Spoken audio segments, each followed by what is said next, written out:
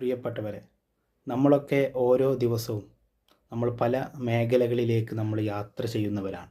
നമ്മുടെ കൂട്ടത്തിൽ അധ്യാപകരുണ്ട്, ഉദ്യോഗസ്ഥന്മാരുണ്ട്, പല മേഖലകളിൽ പ്രവർത്തിക്കുന്ന ആളുകളുണ്ട്.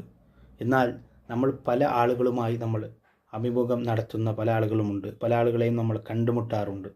എന്നാൽ നമ്മുടെ ജീവിതത്തിലേക്ക് ആകർഷിച്ചത് അവരുടെ സൗന്ദര്യമോ അല്ലെങ്കിൽ അവരുടെ ഭംഗിയോ ഒന്നുമല്ല.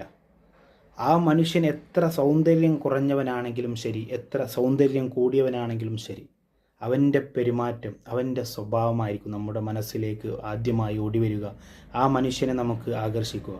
എന്നാൽ പ്രിയപ്പെട്ടവരെ, മുത്ത് റസൂൽ പഠിപ്പിക്കുകയാണ്, അധിക ജനങ്ങളും സ്വർഗത്തിൽ കടക്കുന്ന രണ്ട് കാര്യം, ഒന്ന് സൽ സ്വഭാവവും തഖ്വയുമാണെന്ന് ഹബീബുന മുഹമ്മദ് മുസ്തഫ സല്ലല്ലാഹു അലൈഹി വസല്ലമ തങ്ങൾ പഠിപ്പിക്കുകയാണ്. അള്ളാഹു അവൻ്റെ അനുഗ്രഹങ്ങൾ കൊണ്ട് നിറക്കപ്പെട്ട സ്വർഗീയ ആരാമം അള്ളാഹു